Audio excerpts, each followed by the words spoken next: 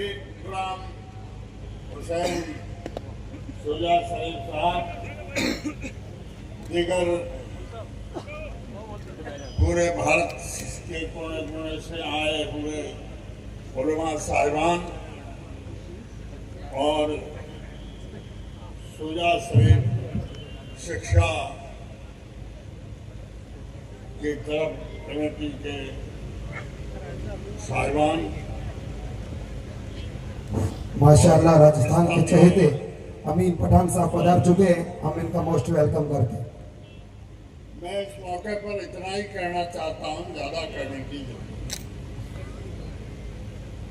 इंसान और जानवर में फर्क इल्म और हुनर।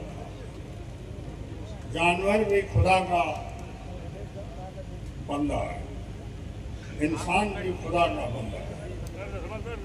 जानवर की भी एक दिन मौत है और इंसान की भी एक दिन मौत है, और इसकी खबर खुदा को। लेकिन बगैर इल्म और हुनर के इंसान नहीं बन सकता। मैं एक पुराना उदाहरण कह के बात बंद कर देता हूँ।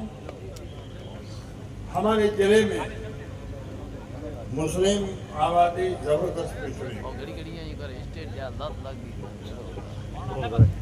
चौधरी रामदान एक आदमी था, बड़ा जमींदार नहीं था, सेठ नहीं था, जागीरदार नहीं था।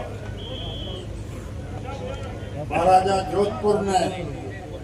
जोधपुर से हैदराबाद सिंध छपने अकाल में रेल निकाले और उस रेल पर गैंगमैन था, और गैंगमैन ने वो मेट बना।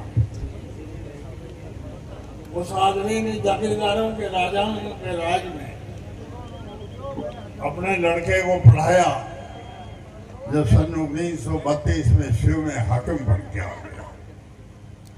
उस जमाने में अपने बच्चे को हाकिम बनाना आसान बात नहीं थी। यह उस रामदान चौधरी की पढ़ाई की अलग जागी की निशानी है, सबूत है। मैं आप लोगों से ये चाहता हूं कि मुसलमान इतने दिमागी तौर पे कमजोर नहीं है जो फैल हो जाए, लेकिन जबरदस्त मेहनत करनी, कंपटीशन का युग है, इसमें बहुत जरूरत है। और जबरदस्त मेहनत तालीम में करोगे तो अच्छे इंसानियत लाइन में आ जाओगे और अपने बच्चे भी सरकारी अफसर बनेंगे। हम सरकार में मंत्री भी रहे हैं, एमएलए भी रहे हैं, अपोजिशन पार्टी में भी एमएलए रहे हैं। सरकार असली भाई सरकारी कर्मचारी और अधिकारी। एमएलए मंत्री तो उनको कह के कुछ काम करा देते हैं। अगर उसके अमाल अच्छे हैं तो सारे आए अफसर उसका कहना मान लेते हैं।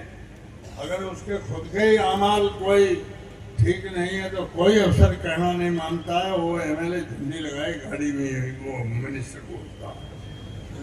तो मेरा कहने का मतलब ही है, आप बच्चों को केवल पढ़ाने की बात मत करो, कंपटीशन में आगे निकले और पास हो जाए, ये करो ताकि अपना नाम रहे, अपना हक रहे। अभी आपको मालूम है राजस्थान की सरकार ने पंचायतों का पुनर्गठन कराया है, जिसमें सीधा हुक्म है। जनसंघ विरोधी पार्टी का मुख्यमंत्री भैरव सिंह शेखावत भी था, उसने ऐसा गलत आदेश एक भी नहीं दिया। इन्होंने आदेश दिया है कि मुसलमान के गांव में कोई हेडक्वार्टर प्रस्ताव नहीं किया जाए, और किसी पंचायत में अगर 4 गांव है तो 2 उसी में रखे जाए, 2 दूसरे गांव में एक एक करके हिंदुओं की पंचायत में। ये सीधा डेमोक्रेसी के समाजवादी संविधान को चैलेंज करने की हरकतें हैं।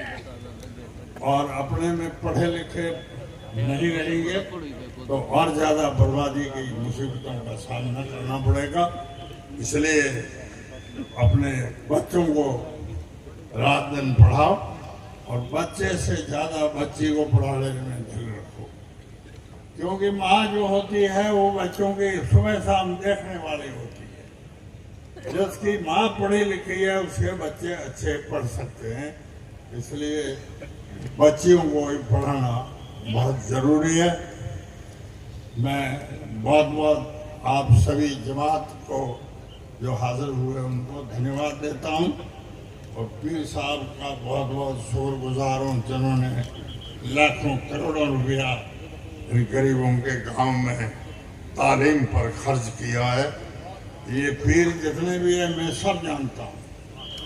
पीर ये गुलाम हुसैन ऐसा है जो तालीम पे अपनी जेब से पैसा देता है और बाकी किसी ने 1 रुपया भी नहीं दिया। जय हिंद, धन्यवाद।